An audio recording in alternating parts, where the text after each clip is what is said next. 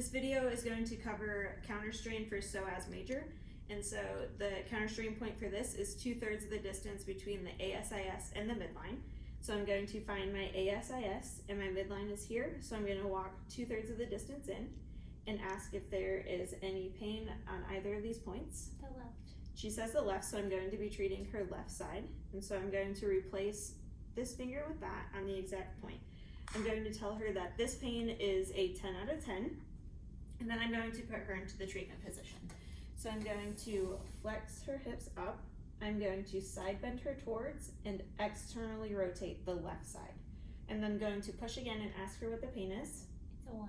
She says it's a 1, so anything that is less than a 3, that's good. You can just hold them in this treatment position for 90 seconds. And then once the 90 seconds has passed, you're going to passively return them to neutral. So I'm going to put you back into neutral. Do not help me. Going to push on the point again and ask them what their pain is. It's a 0. It is a 0, so that is a successful treatment. This video is going to detail the treatment position for the low ilium or the psoas minor. Of course, you're going to follow your normal counterstrain points, but the treatment position for this is just a unilateral leg flexion on the same side as the counterstrain point. This video is showing the treatment position for a counterstrain point on the iliacus muscle.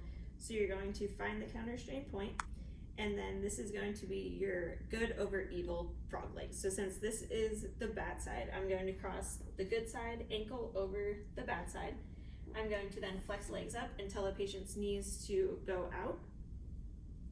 And then just following your normal counterstrain steps, this would be the treatment position for this. And then passively return them to neutral.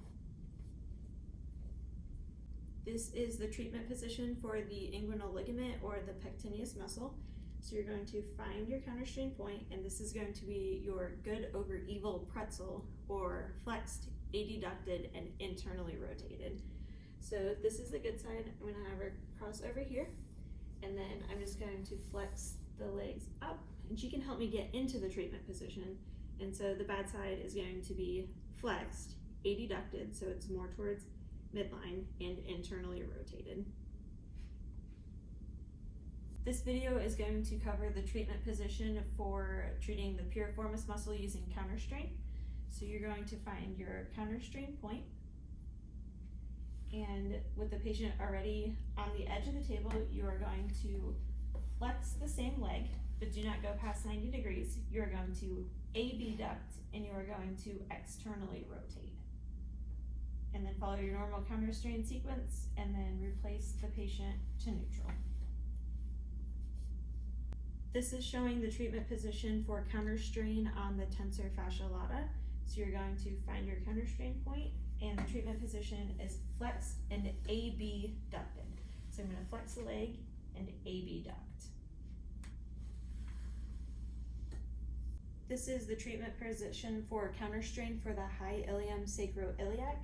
You are going to, on the same side as the counterstrain point, you are going to extend the leg, abduct, and externally rotate.